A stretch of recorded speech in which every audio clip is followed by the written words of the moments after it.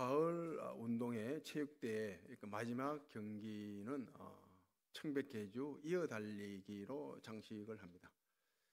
이어달리는 모습이 굉장히 아름답죠. 자기가 정해진 거리를 뛰고 퇴장하고 또 다음 선수가 등장해서 또 정해진 거리를 달려가게 됩니다. 이어달리기. 오늘 본문에도 이어 이런 단어가 나옵니다. 다윗의 왕위를 누가 이어갈 것인가 이것입니다.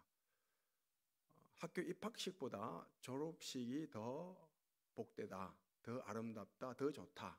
이건 학교 생활을 굉장히 충실히 잘했다는 증거입니다. 학생의 본분을 잘 지켜가면서 학교 생활 성실하게 잘했다는 뜻이죠. 어떤 단체의 단체장, 기관장의 취임식보다 퇴임식이 더 감명 깊다, 감동적이다. 이건 사명을, 책임을, 역할을 잘 감당했다는 뜻입니다. 주변 모든 구성원들로부터 인정을 받았다라는 뜻이죠.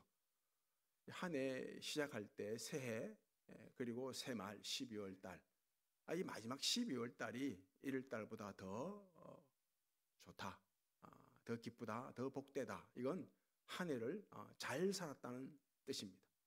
이 한 해를 정말 잘 살게 되면 마지막 12월 달이 굉장히 설레이고 더 복되게 느껴집니다. 우리 출생보다 이 마지막 임종 때가 더 아름답다, 더 복되다. 이건 우리 인생을 정말 잘 살았다는 뜻이죠. 사람의 목적, 삶의 목적이 뭔가, 내 본분이 무엇인가, 하나님을 영화롭게 하고 하나님을 기쁘시게 하는 것이다. 이걸 알아서 믿음으로 잘 살았다는 뜻입니다. 이 세상 이별하는 날 주 앞에 당당히 서리라. 당당히 설 수 있다는 이런 믿음이 굉장히 마지막을 아름답게 만드는 것입니다. 예수님께서 이 땅에 첫 등장이 성탄절 아닙니까? 저 베들레헴 말구육간 첫 등장이 성탄절입니다. 처음 등장했을 때 천사들이 노래를 하고 기쁘다 구주 오셨네 찬양을 했습니다. 예수님 마지막 십자가에 죽으시고 부활하시고 40일간 계시다가 성천할 때 그 마지막 태장 모습은 어떻습니까? 예수님께서 이런 말씀을 하셨다고요.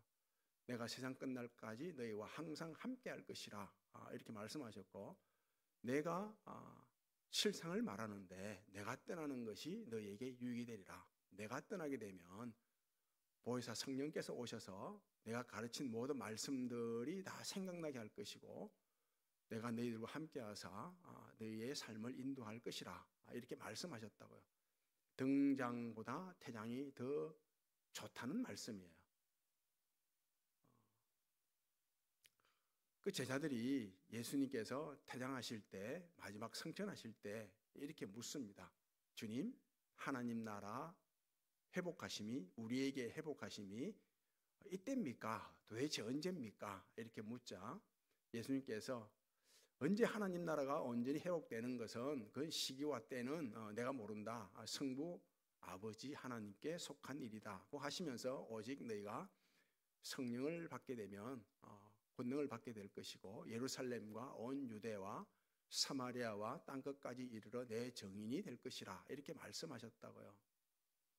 이 말씀 그대로, 이 약속하신 말씀 그대로 예수님께서 성천하신 후에 예수의 영, 거룩한 영, 성령을 보내주십니다. 그 제자들이 성령을 받게 돼요. 성령을 받으니까 전에 닫혀있던 귀가 열립니다. 하나님 말씀을 듣게 되죠. 그리고 전에 못 보던 것을 보게 됩니다. 믿음의 눈이 열리게 됩니다. 그리고 전에 하지 않던 말들을 해요. 사람을 살리는 말을 하게 된다고요. 이 베드로와 요한 그리고 제자들이 성령을 받아서 먼저 달립니다. 예루살렘을 달립니다. 복음의 신을 신고 달립니다. 그리고 다 달리고 난 후에 퇴장을 하고 이어서 빌립과 여러 집사들이 등장해서 복음을 이어받습니다. 이어받아서 온 유대와 사마리아와 그 사마리아 전역을 복음의 신을 신고 달리게 되죠. 구원의 운동장을 달리게 돼요. 그리고 빌립과 여러 집사들이 핍박을 받는 가운데 복음을 전하게 되는데 다 전한 후에 이들이 퇴장을 하고 이어서 누가 복음을 이어받느냐 하면 바나바와 바울이 복음을 이어받습니다. 등장하게 돼요. 그래서 땅 끝까지 복음을 전하게 됩니다. 로마, 아시아에 복음을 전하게 되죠. 이 등장과 퇴장을 반복하는 가운데 복음이 이어져 가고 하나님의 구원이 확장되는 것을 볼 수 있습니다. 이 예루살렘 교회는 구성원들이 굉장히 다양했습니다. 출신 그 성분이 굉장히 다양했다고요.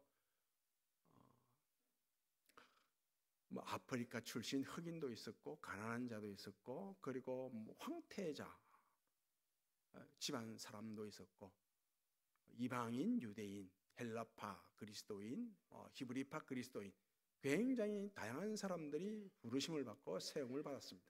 그럼 다 같은 일을 하죠. 복음을 전하는 같은 일을 합니다. 많은 다양한 사람들이 등장하고 퇴장하는 가운데 하나님의 구원이 확장되는 그런 모습을 볼 수 있습니다. 교회도 마찬가지예요. 만디옥 교회처럼 교회도 다양한 사람들이 부르심을 받고 또 세움을 받습니다. 그 등장하고 퇴장하는 가운데 하나님의 구원이 확장되는 것입니다. 오늘 본문 말씀을 보게 되면 굉장히 다양한 사람들이 열왕기상 1장, 2장 말씀을 보면 굉장히 다양한 사람들이 나와요. 여러 사람이 나옵니다. 여러 사람이 나오는데 이 다 합치면 딱 뭐 세 부류로 나눌 수 있거든요. 친구가 있고 편이 있고 그리고 적이 있고 원수가 있고 그리고 이도 저도 아닌 사람들이 나옵니다. 우리가 살아갈 때 여러 사람들을 만나는데 참 다양한 사람, 여러 사람을 만나는데 그 만나는 사람들이 대체로 딱 세 부류로 나눠지죠. 내게 이로운 사람, 내 친구, 내 편이 있고 또 나를 해코지하고 나를 괴롭히고 나를 못 살게 하는 해로운 사람이 있고 적이 있고 그리고 이도 아니고 저도 아니고 그런데 이 친구와 적은 편과 적은 딱 정해진 게 아니라 또 어느 때는 친구가 되고 어느 때는 또 적이 되고 편이 되었다 적이 되었다 어느 때는 이롭기도 하고 어느 때는 해롭기도 하고 뭐 그러지 않습니까? 이 아비아달 제사장입니다. 그리고 요압 군대 장관입니다. 이 아비아달 제사장과 요압 군대 장관이 이 다윗과 함께 했죠. 다윗 왕의 은혜를 입고 또 이들이 다윗을 돕고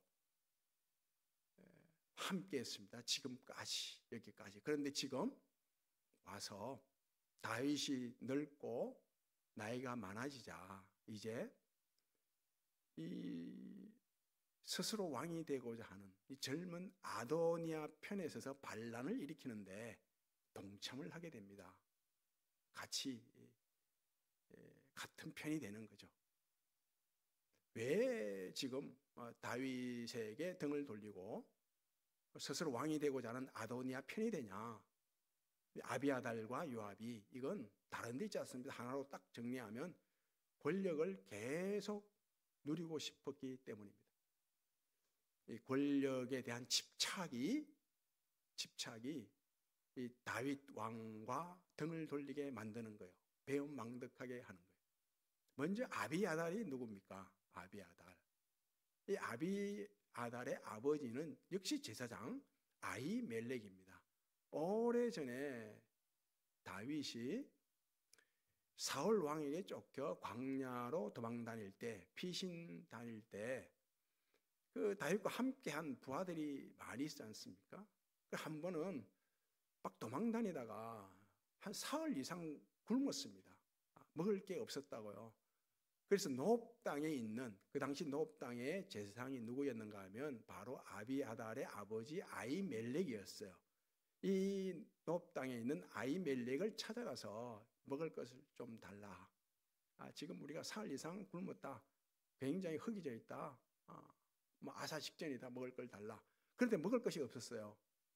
그런데 딱 하나 제사장만 먹을 수 있는 제사 지낼 때 그 진설병, 이 제사장만 먹을 수 있거든요.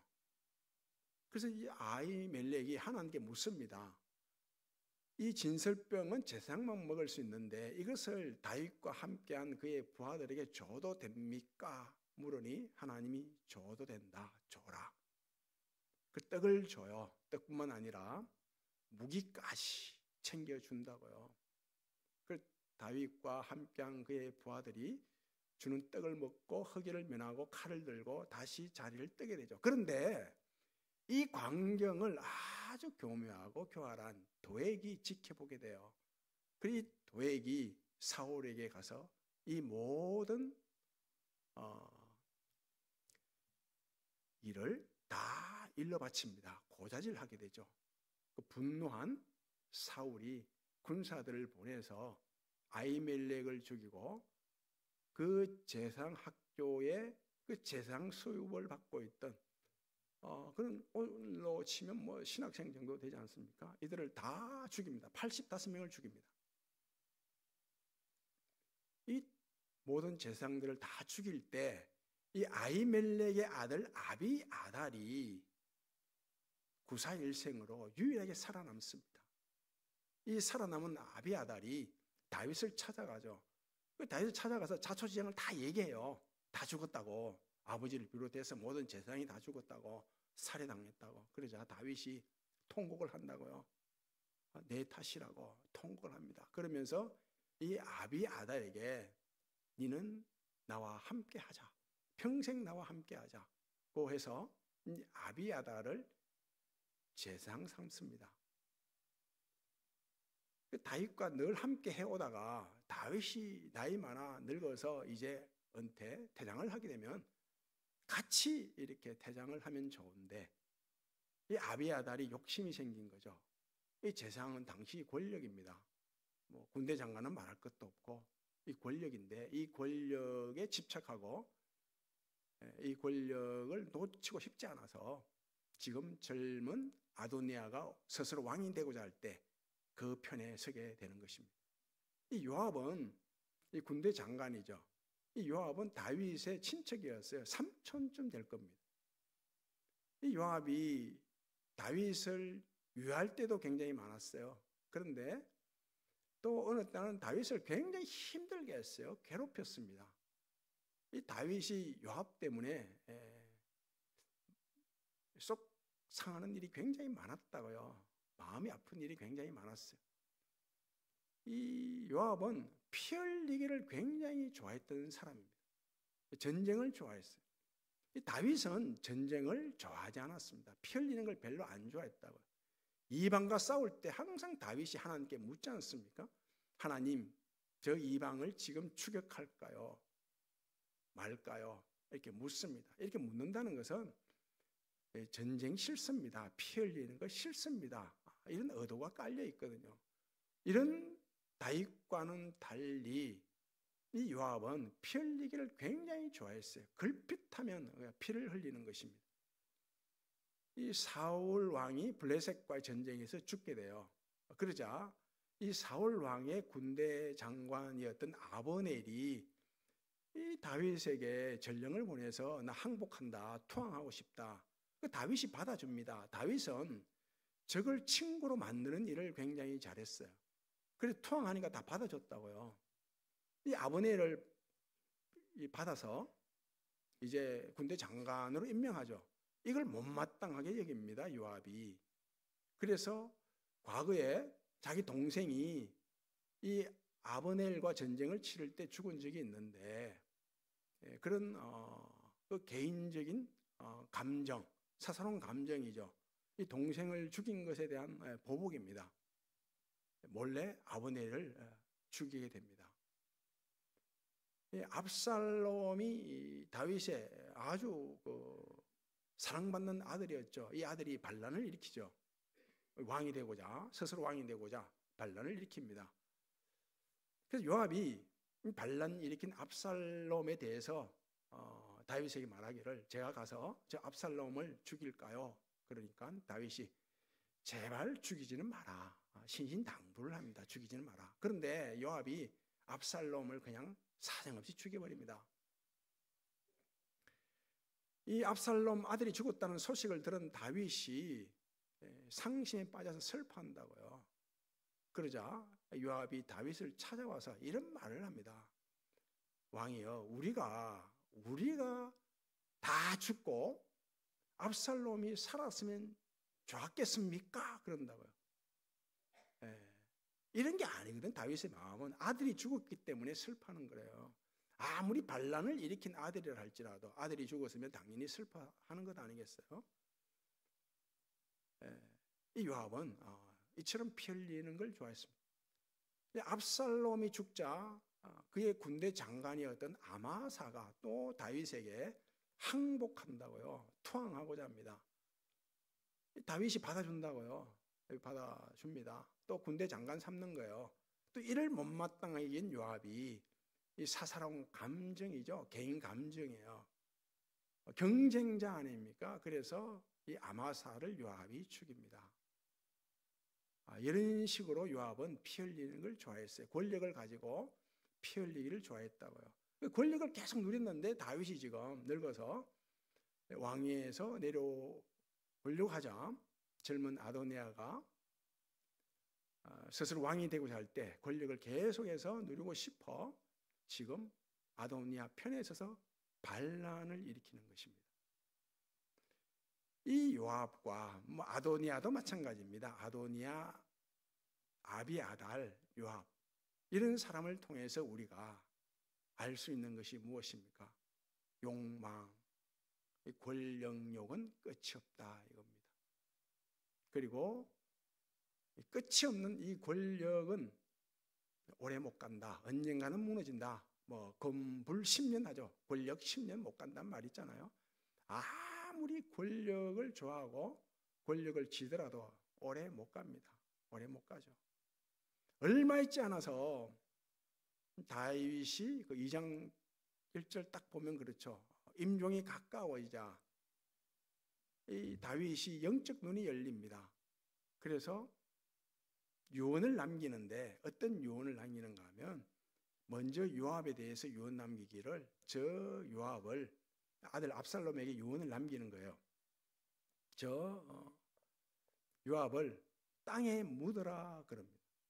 땅에 묻으라는 것은 삼족을 멸하라 이런 뜻입니다. 씨를 없애버리라는 거예요. 피 흘리는 걸 너무 좋아했다는 거예요. 저런 자를 가까이 두면 안 된다 이거죠.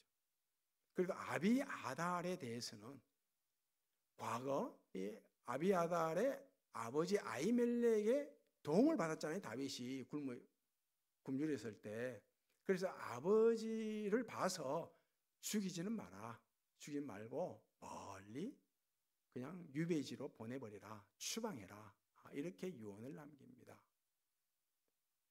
이 요압과 아비아달이 왜 다윗이 은퇴할 때 다윗 왕과 함께 하면서 제사장이요 그리고 군대 장관이었으면 다윗이 퇴장할 때 함께 퇴장하는 게 맞잖아요.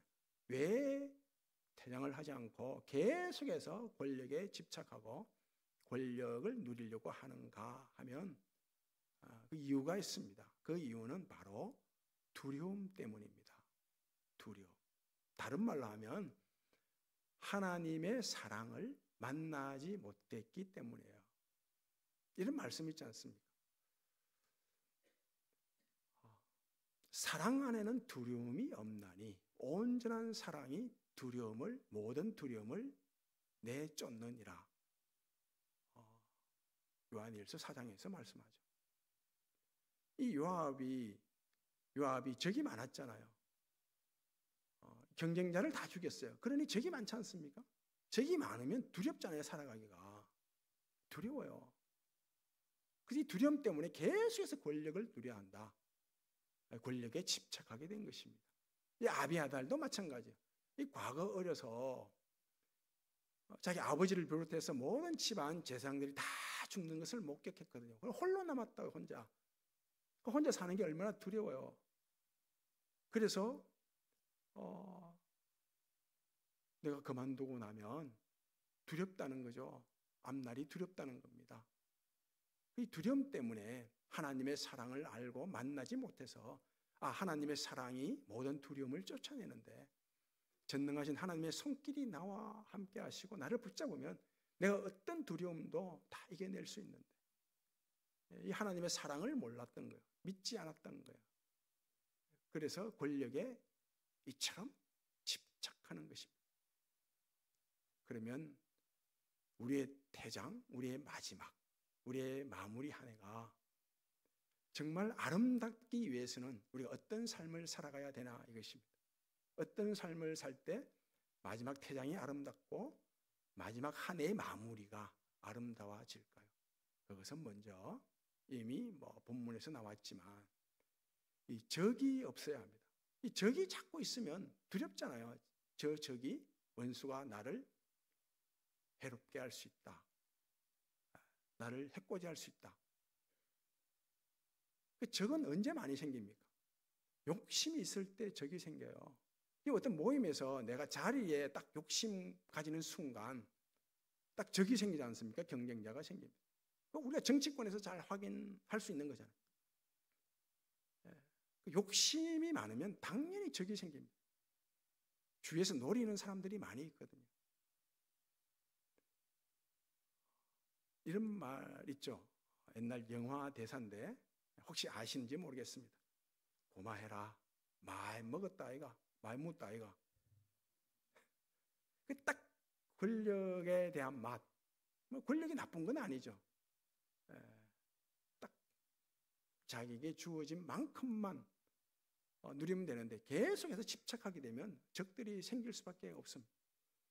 다윗 왕과 다른 여러 왕들의 차이는, 결정적 차이는 딱 이거예요. 다윗은 왕위에서 내려오고 난 다음에 죽습니다. 그러나 다른 왕들은 죽고 난 다음에 왕위에서 내려온다고요. 이게 무슨 말인가 하면 다른 왕들은 다 왕이 이 자리, 권력에 집착했다는 거예요. 그 다윗은 왕에 내려오고 난 다음에 죽는다고요. 이게 뭔 말인가 하면 이 왕권은 하나님이 주신 것이다. 하나님이 주신 것이다. 하나님께 속해 있다. 이걸 안 거죠. 그래서 왕위에 내려오고 난 다음에 다윗이 조상 열조에 들어갔더라. 이렇게 말씀한다고요. 그것도 한 두 줄만 적어요. 욕심이 없을 때 적이 없습니다. 적이 없으면 두렵지 않습니다. 그러면 아름답게 마지막을 마무리할 수가 있습니다. 그리고 두 번째로 적을 위해서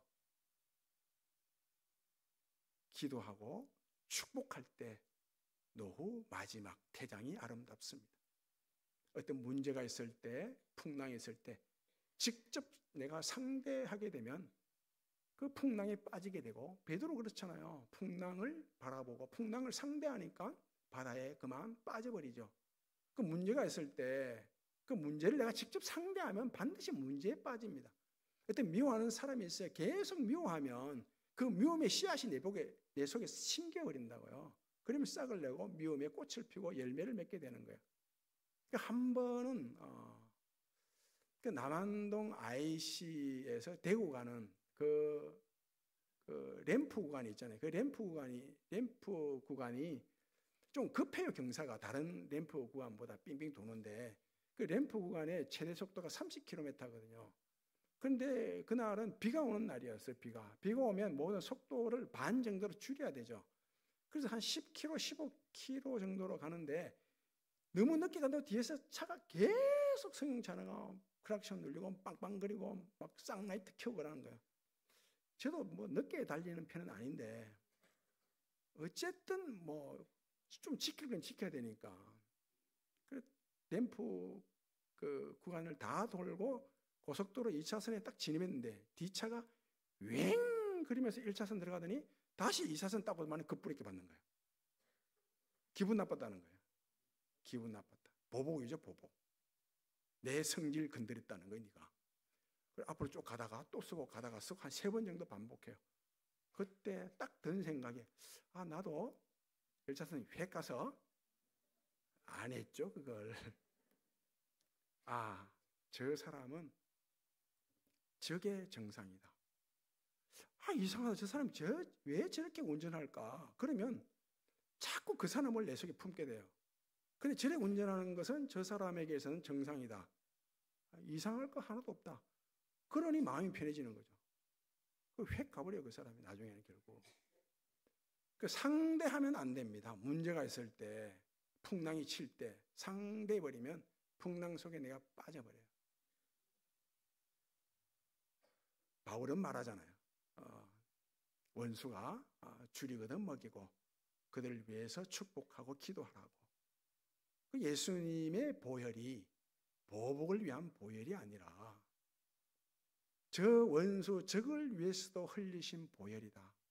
이런 생각을 하게 되면, 이런 믿음이 있으면 적을 향해서 축복하고 기도할 수 있습니다. 평안을 빌 수 있다고요. 내가 빌었어요. 평안을 빌고 축복하고 기도했다고요. 그래서 적이, 원수가 평안해지고 복을 받게 되면 그 복과 평안이 내게 임하는 것 아니겠습니까? 안 받게 되면 그 빈 평안과 복이 내게 임하는 거죠. 이걸 꽃놀이 펴라 그러지 않습니까? 그럴 때 태장이 아름답습니다. 마지막이 아름답다고요. 세 번째는 내 사명, 내 역할, 내 책임이 뭔지 충성스럽게 감당할 때 태장이 아름답습니다. 틀림없습니다. 부모가 자식을 위해서 헌신하죠. 희생하죠. 왜 마치 가시고기처럼 다 희생합니까? 만약에 내가 자식을 위해서 희생하고 헌신하지 않았는데 자식이 잘못되었어요. 막내가 되었어요. 그럼 얼마나 후회스럽습니까? 죄책감이 들어요. 그래서 자식이 잘 되든 안 되든지 간에 부모는 이 나중에 생길지도 모를 이 죄책감 때문에 자녀를 위해서 전적으로 헌신하고 희생한다고요. 부모의 사명을 다 감당하는 거죠. 내 사명, 내 본분, 내 책임, 내 역할이 뭔지를 알아 충성스럽게 다 감당할 때 마지막 태장이 아름답습니다. 반드시 그래요. 중국에 이런 말이 있습니다. 울타리를 치려고 하면 말뚝 3개가 필요하다. 한 나라의 울타리를 만들려고 하면 3명이 필요하다는 거죠. 행정과 물류를 총책임지는 사령관이 필요하고, 군대 사령관이 필요하고, 그리고 모든 전략과 전술을 만들고 세우는 책사, 모사가 필요하다고 합니다. 중국을 통일한 한 고조, 유방, 이 한 나라로 전국을 통일하죠. 한족, 한문 다 한 나라로부터 비롯된 거죠. 한족 그러죠. 이 한 유방이 인재 등용을 참 잘했거든요. 그래서 세 사람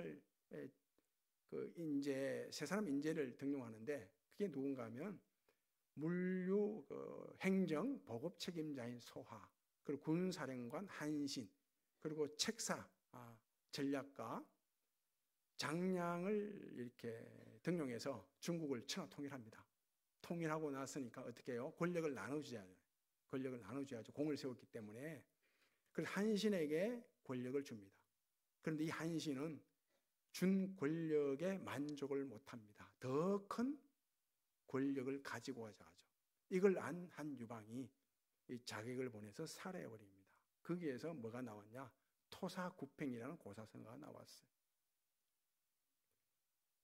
그러나 장량은 그러지 않습니다. 권력을 나눠줄 때 권력을 사양하죠. 이런 말을 합니다. 성공불거. 공을 세운다는 것은 공을 누리지 않고 공에서 물러나는 데 있다. 그런다고요. 이 장량은 토사구팽당한 한신과는 달리 천수를 누리게 돼요. 천수. 공을 세운다는 것은 공을 누리는 것이 아니라 공에서 물러나는 데 있습니다. 아멘 안 하신다니까. 뭐 꼭 그래서 이 땅에서 누릴 수도 있고 안 누릴 수도 있어요. 공을 세우는데 공은 그럴 수도 있는데 궁극적으로 우리에게는 천국에서 상이 있죠. 그래서 마지막 태장 마무리 한 해가 아름답기 위해서는 고린도후서 4장 18절 말씀이에요. 우리가 주목하는 것은 보이는 것이 아니요 보이지 않는 것이니 보이는 것은 잠깐이요 보이지 않는 것은 영원함이라. 만일 우리 육신의 장막집이 무너지면 하나님께서 손수 지으신 집, 영원한 집이 천국집이 우리에게 있는 줄 아노라 그럽니다. 늘 나그네 의식이죠. 청지기 의식입니다. 이 땅에 영원한 집이 있지 않다. 영원한 집은 천국에 있다. 이 천국 소망을 가지고 살아갈 때 마지막 태장이 아름답습니다. 그래서 우리의 신앙은 언제나 종말론적 요소가 있습니다. 이 땅이 영원하지 않다. 반드시 상은 저 천국에서 받는다. 하나님이 손수 지으신 집이 보장되어 있다. 이런 천국 소망을 가지고 살아갈 때 마지막 태장이 아름답습니다. 늘 적이 없도록 욕심을 버리시고 그리고 혹 적이 생기면 그 적을 위해서 축복하고 평안을 빌고 기도하고 그리고 내가 맡은 사명이 무엇인지 내 본분이 무엇인지 내 책임 역할이 무엇인지 충성스럽게 감당하고 천국에 소망 두고 살아감으로 마지막 한 해 마무리 태장이 아름다워지는 그런 은혜가 있기를 바랍니다. 아버지 하나님 감사합니다. 우리의 마지막이 아름다워지도록 성령께서 늘 함께해 주시고 욕심을 버리고 그리고 나를 해코지하고 해롭게 하는 사람을 위해서 오히려 기도하고 축복하고 평안을 빌고 내 맡은 사명 잘 감당하고 천국에 소망 두고 살아가는 저희들 되게 해 주옵소서. 예수님 이름으로 기도하옵나이다.